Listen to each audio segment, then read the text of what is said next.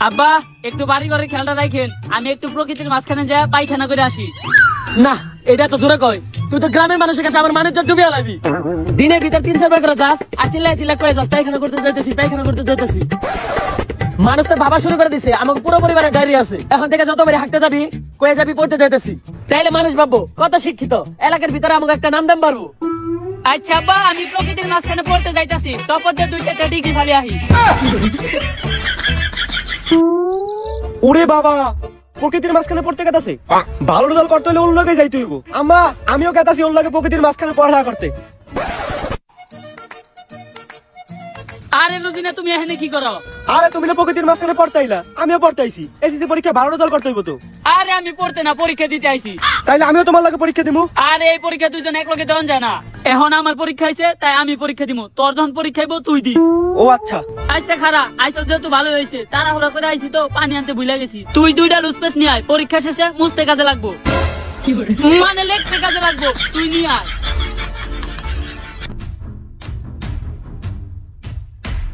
আবার কি হইছে রুজিনার মা? অজ্ঞান হয়ে গেছে। কেমনে? পরীক্ষা দিতে গেছিলাম, রুজিনারে লুজ পেজ আনতে পাঠাইছিলাম, লুজ পেজ তো আনেই নাই, আমার আরো কাটল পাতা দিয়ে পরীক্ষা শেষ করতে হইছে। আর এখানে এখনই রুজিনারে পাওয়া যাইতাছে না। তুই শুক্রবার দিন পরীক্ষা দাস কেমনে? আর এই পরীক্ষা প্রতিদিনই দেওয়া লাগে। নিশ্চিত রুজিনা ওই জঙ্গলের রাস্তা গেছিল। ডাক্তার সাহেব এই গ্রামে 2টা জিনিসের দিকেই বাঁচন যায় না, একটা হইলো জঙ্গলে গেলে ওই পাগলের জ্বালায়, আর দ্বিতীয়ত আর্জেন্টিনার জিতার পর আর্জেন্টিনার সাপোর্টার জ্বালায়। ওরে ক্রোয়েশিয়া কি করলো রে, ক্রোয়েশিয়া কি করলো রে। আরে ওরা আবার কি হলো? আরে বুঝতেছেন না, ব্রাজিল সাপোর্টার কোয়ার্টার ফাইনালের ক্রোয়েশিয়ার ব্রাজিলের খেলার কথা মনে করছে। আর কেউ একটু পানি দে। পানি তো নাই, মুইতা দেই। এই চেয়ারম্যানের আশায় থাকলে হইব না, কতদিনই আর আমরা আমাকে পয় বলবে না রামু। জঙ্গলের ওই পাগলের কালার রাত থেকে বাঁচার লেগা আমাকে ভার্সন ভর বাবারই আনতে হইব। চলো সবাই।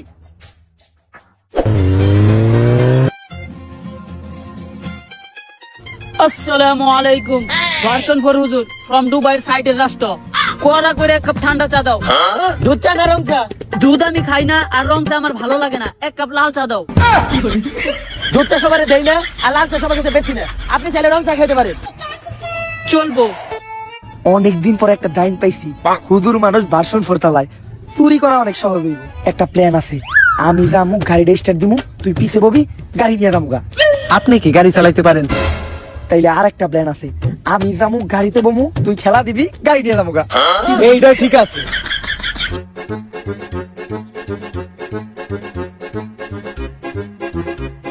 ওই শালার পুতের আমার গাড়িটা নিয়ে গেল গারে। ওই আমার ভার্সন ফর চুরি হয়ে গেছে, ল্যাম্বরগিনিটা পাঠা। আরে ভাই এত সুন্দর হাইওয়ে রাস্তা থাকতে আপনি গ্রামের ভাঙ্গা রাস্তাতে যাইতেছেন কেন? আরে আমার তো ড্রাইভিং লাইসেন্স নাই, রাস্তা দিয়ে গাড়ি চালাই গেলে পুলিশে ধরবো। আপনি কি গাড়ি চালিয়ে যাইতেছেন? ওই রইল আর কি। আর গ্রামের রাস্তা দিয়ে তো আমি বুদ্ধি করে নিয়েছি, কারণ শহরের রাস্তা দিয়ে গেলে মানুষজন থাকবো, গ্রামের রাস্তায় মানুষ থাকার কোনো সম্ভাবনাই নাই, আমার পুরা বিশ্বাস আছে। এখন কি করবো? ছোটকাল থেকে চুরি করি, অনেকবারই মন ধরা খাইছি, আমার লেগে নতুন কিছু না, কাউরে দেখে ভয় পাই নাকি। আস্তে কইরা গাড়ি থেকে নাই মা, হাত জোর করে মাপ দিয়ে দামুগা। গ্রামের মানুষ সহজ সরল আমাকে মাপ করে দিবে। আমি কিছু জানি না বাবা, ভার্সন ফোর বাবা আপনিই পারেন আমাকে কাল জাদু থেকে বাঁচাইতে। কি হের ভার্সন ফোর বাবা? কিন্তু ওর গেটার থেকে তো বাবা কম, ফুর বেশি মনে হয়। ডাক্তার, বাবা যদি ভার্সন ফোর চালাইতে পারে তাহলে এই পোশাক পরলে সমস্যা কি? দেখতে দেখা যায় পুরা চর। বাবা চালাই ভার্সন ফোর, মাটিতে বললে ডিম যায় ফাইটটা। বাবা হিসেবে কাল জাদু দেবো কাইটটা। জয় ভার্সন ফর বাবা জয়, জয় ভার্সন ফর বাবা জয়। ওর ভিতর কোনো ঝামেলা আছে, নজর রাখতে হবে। ভার্সন ফর বাবা হার পর গ্রামটা পুরো বাবার আলোয় আলোকিত হয়ে গেছে। সূর্য তাহলে ভালো ফলাইছে। ডাক্তার সাহেব তুমি আমার লের বুঝো, যখন থেকে বাবা আমগো গ্রামে পাও রাখছে তখন থেকে ফলন ভালো হওয়া শুরু করছে। দেখো বাবা খাইতেছে আমার কলা কত বড়, আরে আমার গাছের কলা। বাবা হার পর আমার পেটের ব্যথাটা ভালো হয়ে গেছে। পেটের ব্যথা ভালো হইব না? পেটের ব্যথা লাগে তো কালকে তোর আমি ওষুধ দিলাম। ওষুধ করে তো তোমার ওষুধ খালি একটাই, না পাইস্টা। কলেরা হইলো না পাইস্টা, ডায়রিয়া হইলো না পাইস্টা, আবার ক্যান্সার হইলো না পাইস্টা। এডি সবই বাবা ভার্সন ফোরের চমৎকার। কেন কইছো আমার মেয়ে রুদিনা তো ফিরে আইছে?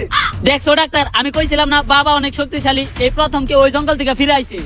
আরে ফিরাইবো না, আমি তো ঢুইকেই বুঝছি দেয় কোনো ঝামেলা আছে, তাই দুয়া পরে একটা ফু দিয়া দিছি, সব ঠিক হয়ে গেছে। আরে রুদিনা তো জঙ্গলেই যায় নাই, গেছিল ওর বয়ফ্রেন্ডের লগে। না উজুবিল্লাহ। গ্রামের নাম নষ্ট হওয়ার আগে কাজীটাকে ওদের বিয়ে দেওয়ার ব্যবস্থা করো। আমি গরিব মানুষ, এই সময় কাজের এত খরচ আমি কই পামু? আরে অস্থির হওয়ার দরকার নাই, কাজী তো আমাকে বসে। কি কর কি এর কাজে আমি? আরে বস কলা রুটি আর কয়দিন, বিয়ারা হইলেই দেশ মুরগি জব দিব, একটা রান আপনার আরেকটা রান আমার। আরে বিয়া পড়ানোর লেগে আবার কাজী আনতে লোকে কাজী তো তোমাকে সামনেই আছে বিয়া পড়া মুখ খরচ হইব না খালি পোলায়ের লগে একটা রান দিবা আর ঝোলটা দিবা একটু বেশি কিন্তু দেখে তো মনে হয় না তুই বিয়া করতে পারো। তোরে তো দেখে মনে হয় না যে তুই ঠিক ইচ্ছা করতে পারো আর আমার বিয়া পড়ানো সম্বন্ধে তোমাকে ধারণাই নেই আমি বাংলাদেশে বইয়া শ্রীলঙ্কার মেয়েগুলোকে বিয়া করাই দিব কেমনে?